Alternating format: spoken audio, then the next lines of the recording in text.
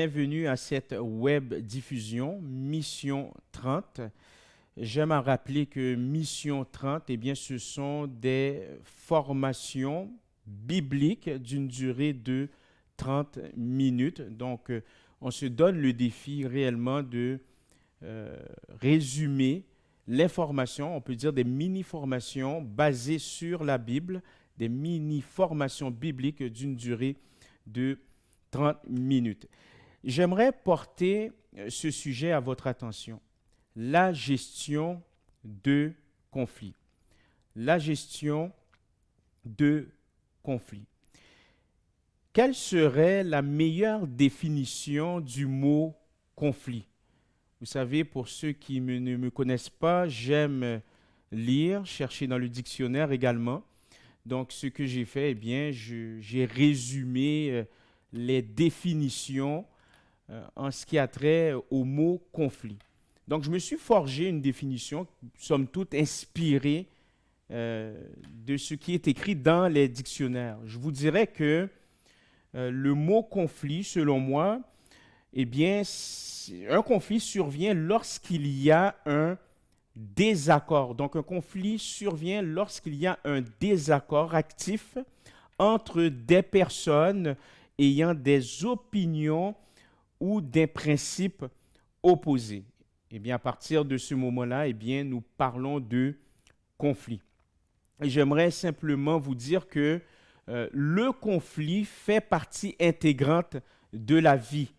Ça fait partie de la vie des conflits. On va voir des conflits qui vont éclater dans le milieu de travail, au sein d'une famille, entre amis, dans le couple.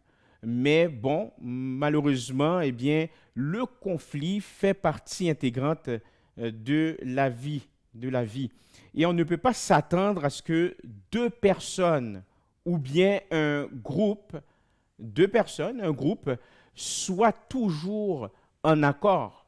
On ne peut pas toujours s'attendre à ce que les parties soient en accord parce que chacun, ou du moins chaque personne, ont leur propre définition d'une certaine situation. Chaque personne a leur propre principe, mais il peut y avoir des dissensions, des conflits. Donc, on ne peut pas s'attendre à ce qu'un groupe formel ou informel, ou bien des individus, eh bien, on ne peut pas s'attendre à ce qu'il n'y a jamais de conflit. Par contre, ce que je peux vous dire, c'est qu'il y a ce qu'on appelle la résolution ou, si vous voulez, la gestion efficace des conflits. Donc, la résolution de conflits nécessite de mettre en œuvre des stratégies. C'est ça qui est important, de mettre en œuvre des stratégies qui favorisent la coopération. Et ce sont des stratégies, somme toute, inspirées de la Bible. C'est ce que nous voulons voir avec vous dans cette web diffusion. J'aimerais vous dire également que cette formation-là, la formation que vous êtes en train de suivre, sera contre-culturelle. Pourquoi? Parce que la culture va vous dire que lorsqu'il y a conflit, eh bien, il y a lieu de vous battre. Lorsqu'il y a conflit, il y a lieu d'être vindicatif, il y a lieu d'être virulent. Tandis que la bonne nouvelle de Jésus-Christ vous dit que lorsqu'il y a conflit, c'est pas de se laisser faire, c'est pas ça. Mais lorsqu'il y a conflit, eh bien, la bonne nouvelle de Jésus-Christ nous dit de s'examiner d'abord. Et lorsqu'on prend le temps de s'examiner d'abord, on va prendre le temps également d'examiner la situation, mais avec un œil très, très, très honnête. Donc, cette formation sera contre-culturelle. Mettez-vous à l'esprit qu'un conflit n'est pas nécessairement négatif. Je le répète, un conflit n'est pas nécessairement négatif. Au contraire, lorsqu'on pense conflit, je pourrais dire dans la mentalité plutôt, dans la mentalité christocentrique. Christocentrique veut dire centré sur la personne de Jésus-Christ. Dans la mentalité qui est influencée par la bonne nouvelle de Jésus-Christ, eh bien, lorsqu'il y a conflit, Dans notre esprit, eh bien, conflit égale opportunité. C'est comme ça qu'il faut le comprendre. Conflit égale opportunité. Les conflits sont en fait des opportunités. Cela ne signifie pas que la fin souhaitée va se produire toujours. Mais cela sous-entend, lorsque je dis conflit égale opportunité, eh bien, cela sous-entend que les conflits nous donnent des opportunités de maturer dans la vie. Les conflits nous donnent également des opportunités de grandir, de grandir. Euh, les conflits nous donnent l'opportunité également de changer notre manière de voir certaines situations, de changer notre manière de voir le monde dans son ensemble. Les conflits nous donnent également des opportunités, oui, certes, de maturer dans la vie, de changer, de grandir, mais également de forger une confiance en Dieu qui amène la confiance en soi. Lorsque j'ai confiance en Dieu, lorsque j'ai confiance en sa parole, eh bien, inévitablement, je vais avoir confiance en moi. Dans le conflit, j'aimerais vous dire que, encore une fois, le conflit en soi n'est pas un problème. Le conflit n'est pas le problème principal. C'est la manière dont vous allez gérer le conflit qui va déterminer si le conflit, ou du moins la situation qui entoure le conflit, voire même le conflit lui-même, eh bien, si c'est positif ou pas. Encore une fois, je répète, le conflit, ce n'est pas ça qui est le vrai problème. C'est la manière dont vous allez gérer le conflit. Est-ce que vous allez le gérer avec sagesse? Est-ce que vous allez le gérer avec hargne, en vous chicanant davantage? Non. C'est la manière de gérer le conflit. Et bien entendu, nous voulons gérer avec l'optique de la bonne nouvelle de Jésus-Christ. Nous voulons gérer le conflit avec les recettes qui émanent de l'évangile de Jésus-Christ. Et justement, j'aimerais voir un texte avec vous. Bien entendu, on ne va pas étudier complètement le texte. Ça prendrait une émission complète pour pouvoir étudier ce texte. Donc, le texte que nous allons voir, eh bien, se trouve dans Matthieu, chapitre 18, les versets 15 à 17. Matthieu, chapitre 18, les versets 15 à 17. Je lis pour vous. Si ton frère a péché, va et reprends-le entre toi et lui seul. S'il t'écoute, tu as gagné ton frère. Mais s'il ne t'écoute pas, prends avec toi une ou deux personnes afin que toute l'affaire se règle sur la déclaration de 2 ou 3 témoins.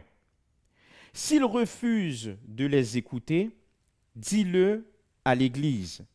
Et s'il refuse aussi d'écouter l'Église, qu'il soit pour toi comme un païen. Lorsqu'on fait référence à païen, eh bien, c'est un incroyant ou un publicain. Un publicain, au 1er siècle, eh bien, ce sont des Juifs qui travaillaient pour l'État romain. Donc, ces Juifs qui travaillaient pour l'État, c'était des fonctionnaires, étaient mal vus de la population. Donc, d'où vient le terme publicain. Je vous le dis en vérité, tout ce que vous lirez sur la terre sera lié dans le ciel, et tout ce que vous délirez sur la terre sera délié dans le ciel. Donc, j'ai cru bon de même lire le verset 18, parce qu'on voit ici une forme d'autorité spirituelle pour pouvoir bien gérer une situation donnée. Donc, pour vous faire une histoire courte, ce passage, eh bien, est un précepte concernant la discipline de l'Église locale. Donc, je répète que ce passage, réellement, eh bien, c'est un précepte concernant la discipline dans l'Église. Mais on constate aussi, à la lumière de ce qu'on vient de lire, on constate aussi qu'on a aussi des moyens pour gérer un conflit dans l'Église. Et vous allez constater qu'il y a plusieurs étapes, on l'a lu. Donc c'est Jésus-Christ qui enseigne. Jésus-Christ enseigne plusieurs étapes pour pouvoir gérer un conflit au sein d'une Église.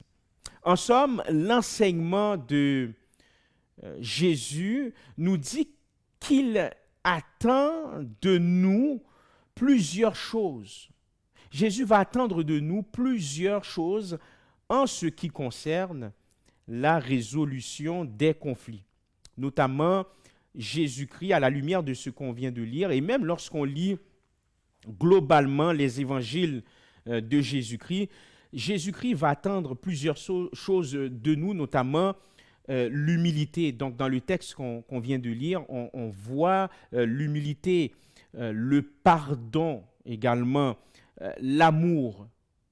Donc, l'amour qui est le socle, n'est-ce pas? Donc, on constate l'humilité, le pardon, l'amour et bien entendu l'action. Donc, lorsque Jésus enseigne, il y a toujours un appel à l'action. Il y a lieu de réfléchir dans un premier temps. Il y a lieu d'évaluer la situation. Il y a lieu également d'avoir une bonne idée de ce qui se passe lorsqu'il y a conflit. Mais il y a aussi un appel à l'action. Jésus-Christ nous appelle toujours à l'action. Une des choses qui va peut-être saboter la résolution de conflits, parce qu'il s'agit de bien gérer le conflit, eh bien, il y a ce qu'on appelle l'orgueil. L'orgueil, je pourrais vous dire que c'est l'une des plus grands obstacles à la résolution des conflits. Et c'est l'orgueil, l'orgueil. Et il n'est donc pas surprenant, excusez-moi, que Dieu s'engage à nous enseigner sur l'humilité. Donc, l'orgueil, c'est un des plus grands problèmes de l'humanité. Donc, c'est tout à fait normal que Dieu va nous enseigner sur l'humilité, que Dieu nous appelle à être humbles. Par ailleurs, Jésus-Christ, il est vraiment l'exemple suprême. Jésus-Christ personnifie l'humilité. Il était lui-même humble. Il était humble de cœur, humble de sa personne. Étant donné que nous regardons à Jésus-Christ pour gérer nos difficultés, pour gérer aussi les conflits, eh bien, il y a lieu d'être humble. J'aimerais voir un autre texte avec vous. Donc, c'est dans Jacques. Donc, Jacques, chapitre 4. Donc, Jacques, chapitre 4. Et je vais lire pour vous les versets 1 à 6.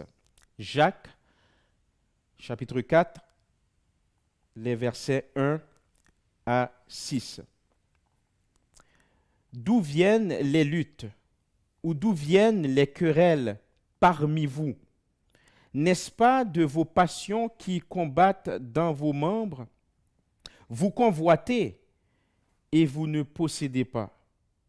Vous êtes meurtriers et envieux et vous ne pouvez pas obtenir.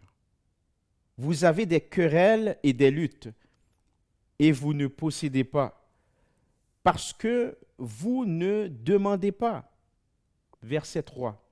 Vous demandez et vous ne recevez pas parce que vous demandez mal dans le but de satisfaire vos passions. Adultères que vous êtes, ne savez-vous pas que l'amour du monde est inimitié contre Dieu? Celui donc qui veut être ami du monde se rend ennemi de Dieu. Croyez-vous que l'Écriture parle en vain?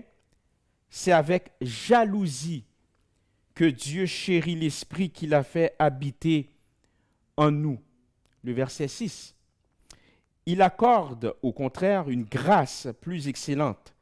C'est pourquoi l'Écriture dit, Dieu résiste aux orgueilleux, mais il fait grâce aux humbles. Je répète, Dieu résiste aux orgueilleux, mais il fait grâce aux humbles.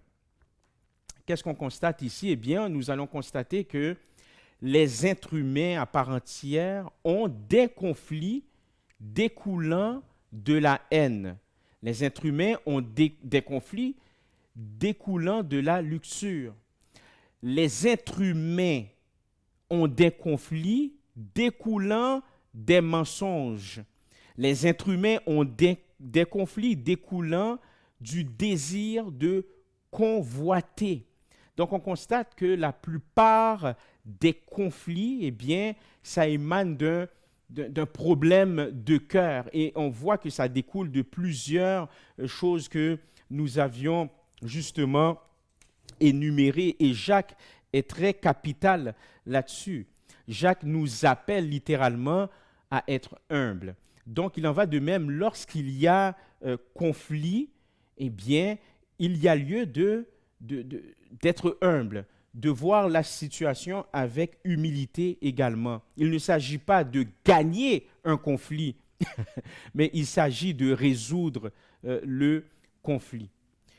Et bien entendu, si on prend le temps d'analyser encore le texte que nous venons de lire, les briseurs de paix vont créer des conflits, tandis que les artisans de paix résolvent les conflits. Donc, nous sommes appelés à être des artisans de paix et non des briseurs de paix.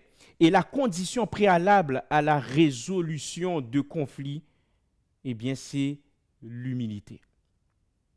C'est l'humilité.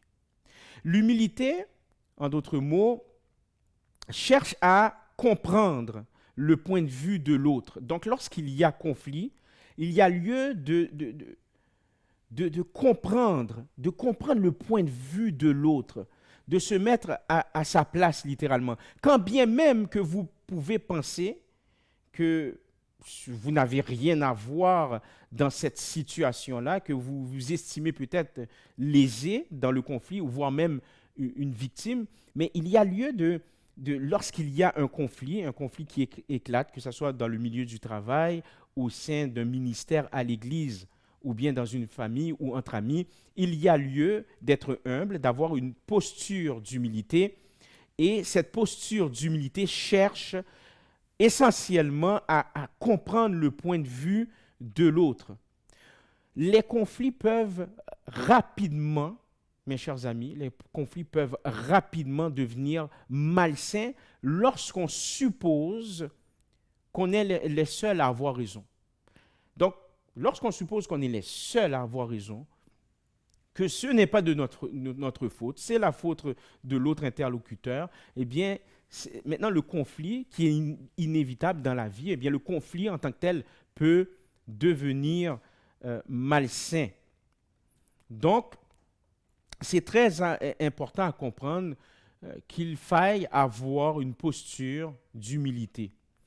Mais en même temps, la posture d'humilité ne veut pas dire l'évitement des conflits. Et ça, c'est dangereux. L'évitement des conflits. C'est dire que les artisans de paix ne sont pas en mode fuite. En mode fuite, c'est-à-dire dès qu'il y a un conflit, on va fuir. La seule fois, et j'aimerais nuancer là-dessus, la seule fois qu'il y a lieu de fuir, c'est si vous voulez prendre un temps de prière. C'est-à-dire, vous êtes tellement énervé, donc vous estimez que, écoutez, il y a lieu que je me retire et je passe du temps dans la prière pour me calmer, pour réfléchir. Ce n'est pas vraiment en mode fuite, c'est le retrait. Donc, c'est la seule fois où il y a lieu de se retirer, de prier, de se calmer également. Mais l'évitement de conflits, ce n'est pas une bonne façon de résoudre un conflit. On oublie comme si rien n'était. Non. Pourquoi? Parce que les émotions négatives nous causent de l'inconfort. Lorsqu'il y a conflit, eh bien, c'est inconfortable. À moins qu'il y a des gens qui Vous savez, il y a des gens qui ont l'habitude de se quereller, ils ont fini par prendre cette habitude-là, ils ont fini par aimer ça. Je ne parle pas de ces gens-là, je parle globalement, généralement, lorsqu'il y a conflit, eh bien, on a un inconfort. C'est normal. Et on se sent inconfortable, donc on a envie plutôt de se retirer, on a envie de, de mettre sous le tapis certaines préoccupations, certaines situations. Mais ça, c'est de l'évitement. Et l'évitement ne règle pas le conflit en tant que tel. Parce que, vous savez, certaines fois, on peut penser que on va essayer de calmer le conflit lorsqu'on va fuir, en espérant que nos sentiments se dissiperont à la longue. Et on se dit que lorsqu'on va éviter le conflit, eh bien, de toute façon, tous les mauvais sentiments vont se dissiper avec le temps. Mais en fait, les conflits non résolus, les conflits qui sont mal gérés, ont tendance à s'enraciner davantage. Les conflits qui sont mal gérés, eh bien, ont tendance malencontreusement à prendre de l'ampleur. Donc, je vous conseille de ne pas éviter le conflit lorsqu'il y a conflit, excepté s'il y a lieu de vous calmer, vous pouvez vous retirer, s'il y a lieu de prier pour avoir une bonne vue d'ensemble. Mais simplement éviter le conflit en pensant que le conflit va se résoudre de lui-même, eh bien, je regrette, ça va s'aggraver. Maintenant, lorsqu'il y a conflit, il y a de très bonnes habitudes à prendre. Et ça, je le disais souvent lorsque je conseillais des individus. Jusqu'à présent, je le dis également, je le pratique personnellement lorsque j'ai des conflits dans mon milieu de travail ou bien au sein de ma famille ou bien dans un couple, dans mon couple plutôt, eh bien, il y a lieu de valider ses perceptions.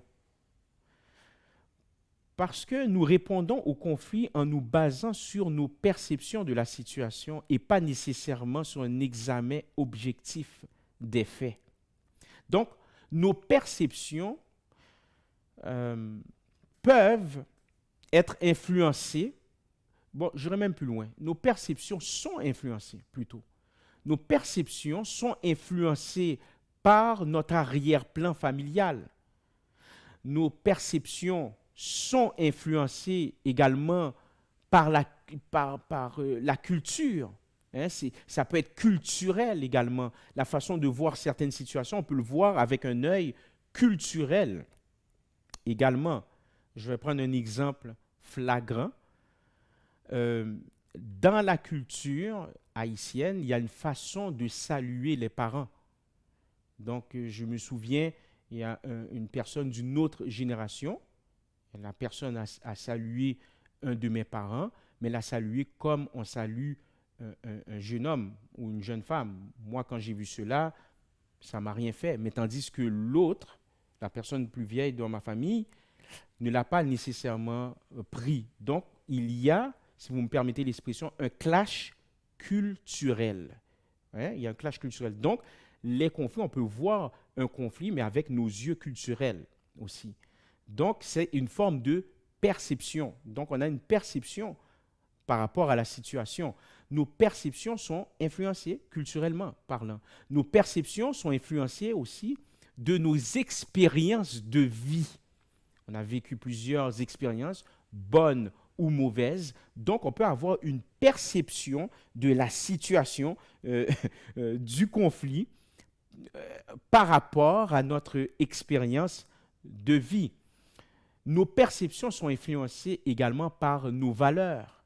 Nos perceptions sont influencées également par nos croyances. Nous avons tous des croyances, donc ça peut influencer par nos croyances. Mais encore une fois, l'humilité est encline à écouter et à comprendre le camp adverse, d'où la nécessité d'être un artisan de paix.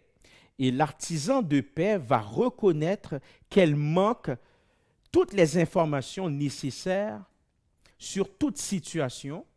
L'artisan de paix va même comprendre lorsqu'il y a conflit, va même comprendre que, écoutez, je peux me tromper, Je peux me tromper lorsqu'il y a une situation quelconque.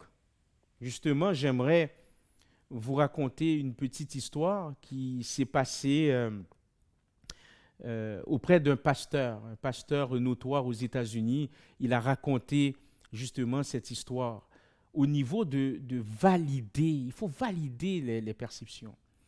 Eh bien, c'est l'histoire d'une jeune femme. Une jeune femme, et il est allé voir son pasteur directement après le service de son église. Et lorsque cette jeune femme est allée voir son pasteur, elle lui a dit qu'elle était extrêmement fâchée contre lui.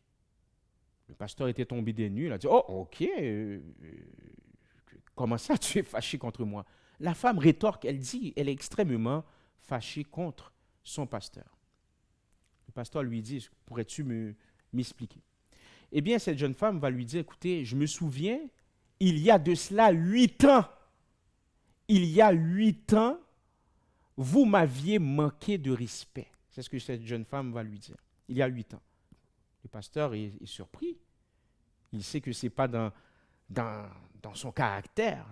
Et puis, lui, de la dire, mais ok, attends une minute, il y a de ça 8 ans, et je ne peux pas toujours me rappeler. Qu'est-ce que j'ai fait? Je n'arrive pas à comprendre. Est-ce que tu pourrais me mettre en contexte? Qu'est-ce qui s'est passé? En quoi je t'ai manqué de respect? Eh bien, cette femme lui a dit, oui, mais lorsque vous étiez dans le hall d'entrée avant le service, je vous ai salué de loin. Je vous ai salué de loin et vous m'aviez ignoré, tout simplement. Vous avez salué d'autres membres d'église, d'autres personnes vous ont salué, et moi, je vous salue de loin, vous m'aviez manqué de respect, vous m'aviez ignoré, et ça m'a blessé. Donc cette femme-là dit ça l'a blessé dès que son pasteur ne l'a pas salué. Et le pasteur lui dit, ok, je comprends. Premièrement, je ne me rappelle même pas de cette situation-là, ça fait 8 ans. Et deuxièmement, aurais-tu pensé que je ne t'ai pas vu? Parce que c'est une méga église, c'est une grande église. Et dans le hall d'entrée, plusieurs personnes viennent saluer le pasteur, plusieurs personnes envoient la main de loin. Donc, ils étaient plusieurs. Elle était parmi les personnes, parmi les individus qui l'a salué de loin. Donc, le pasteur a dit, est-ce que tu as déjà envisagé, est-ce que tu as déjà pensé que il se pourrait que je ne t'ai pas vu? Ça se peut que je ne t'ai pas vu. Et cette femme lui a dit, c'est vrai. Parce que l'église a grandi, c'est vrai, je me souviens qu'il y avait plein de personnes dans le hall d'entrée, plein de personnes sont venues vous voir, c'est vrai, oui c'est vrai. Donc vous vous rendez compte, cette femme a été blessée 8 ans pour rien. Pourquoi? Parce qu'elle n'a pas validé ses perceptions. Et j'aimerais te dire ceci, valide tes perceptions, dans le cas contraire, tu te pénalises. Combien de personnes vont se pénaliser? Combien d'individus vont être blessés pour rien parce qu'ils n'ont pas validé leur perception? Donc, comme je vous l'ai dit d'entrée de jeu, les perceptions peuvent être influencées par nos expériences de vie. Probablement, là je spécule, probablement que cette femme a été rejetée toute sa vie. Il est arrivé cet incident selon ses yeux et puis elle l'a vu comme un rejet. Donc, il y a lieu, lorsqu'il y a conflit, il y a lieu de valider vos perceptions. Et en validant vos perceptions, soyez toujours respectueux. Parce qu'en étant respectueux, eh bien, ça facilite la résolution de conflits. J'aimerais vous parler aussi, lorsqu'il y a conflit, lorsqu'on valide nos perceptions, il faut valider la perception, il y a lieu aussi de s'auto-examiner, donc faire une introspection. Okay? Il y a lieu de s'auto-examiner. Et j'aimerais voir un texte avec vous en terminant dans Matthieu. Donc, dans Matthieu, chapitre 7. Matthieu, chapitre 7. Les versets 3 à 5. Jésus, eh bien, il est en train d'apporter un enseignement sur la montagne devant plusieurs personnes et il dit ceci: Ne jugez point afin que vous ne soyez point jugés, car on vous jugera du jugement dont vous jugez, et l'on vous mesurera avec la mesure dont vous mesurez. Pourquoi vois-tu la paille qui est dans l'œil de ton frère et n'aperçois-tu pas la poutre qui est dans ton œil? Eh bien, qu'est-ce que cela veut dire lorsqu'il y a conflit? C'est impossible qu'il y ait une personne qui est 100% innocente. En tout cas, c'est extrêmement, mais extrêmement rare. Donc, qu'est-ce que Jésus essaye de nous dire? Eh bien, il y a lieu de reconnaître votre responsabilité lorsqu'il y a une situation fâcheuse et dans le cas échéant, lorsqu'il y a conflit. Donc, Jésus nous invite à reconnaître notre responsabilité lorsqu'il y a un conflit. Vous conviendrez avec moi, on vient de le lire, que Jésus emploie un fait exagéré pour établir un fait radical. Donc, en d'autres termes, Jésus nous invite à ne pas trop se concentrer sur la faute des autres. Des fois, lorsqu'il y a conflit, on est prompt pour accuser l'autre. On est prompt pour rappeler la faute de l'autre. On est prompt pour rabaisser. Mais Jésus nous invite à faire preuve d'auto-examen, d'introspection et de reconnaître notre responsabilité lorsqu'il y a un conflit. Donc, c'est une fois, je vous dirais ça, une fois que nous avons retiré la paille de notre propre œil, eh bien, ce n'est qu'alors que nous pouvons aider notre interlocuteur à voir l'erreur ou le problème qui nous a blessés. Et cela nous permet, somme toute, d'avancer vers le pardon. Ça nous permet d'avancer vers la réconciliation. Donc, lorsqu'on avance vers la réconciliation, il y a lieu de pardonner. Donc, le pardon, je vous dirais que c'est l'une de ces choses qui peuvent être très difficiles à saisir. Pardon ne veut pas dire oublier ou quoi que ce soit, ou, vous comprenez? Non, ce n'est pas ça que ça veut dire. Mais pourquoi on a une fausse définition du pardon? Je vous dirais que souvent nous assimilons le pardon à un sentiment. Souvent nous assimilons le pardon à une émotion. Tandis que le pardon, ce n'est pas une émotion, là. Le pardon, c'est un choix. Je fais le choix de pardonner. Encore une fois, le pardon ne veut pas dire oublier la faute. Ce n'est pas ça que ça veut dire. Ça ne veut pas dire que je suis amnésique, là. Je fais le choix de pardonner. Je fais le choix de simplement retirer cette lourdeur dans mon cœur. Et le pardon amène aussi à la réconciliation lorsqu'il y a conflit. Bien entendu, il y a des conflits qui peuvent être très, très, très graves. Et malheureusement, les gens ne vont pas se réconcilier. Le pardon n'amène pas toujours à la réconciliation. Mais dans certains cas, parce qu'il y a des conflits qui sont extrêmement graves, mais dans la plupart des conflits, eh bien, lorsqu'on prend le temps de pardonner, ça nous amène à une réconciliation. Donc, en conclusion, j'aimerais terminer avec un passage qui me touche énormément et j'espère que ce passage va vraiment vous toucher. C'est dans Colossiens chapitre 1, je termine là-dessus rapidement. Colossiens chapitre 1, les versets 19 à 23. Car Dieu a voulu que toute plénitude habitât en lui. Il a voulu par lui réconcilier tout avec lui-même, tant ce qui est sur la terre que ce qui est dans les cieux, en faisant la paix par lui, par le sang de sa croix.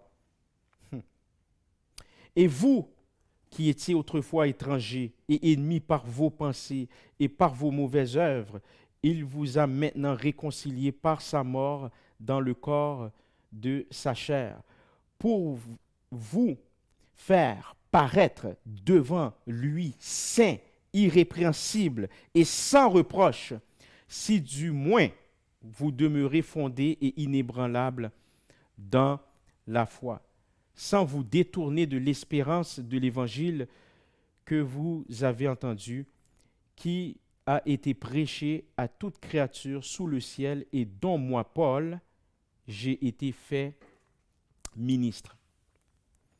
J'aimerais vous dire en terminant que Jésus-Christ est venu apporter la réconciliation. C'est le mandat premier de Jésus-Christ.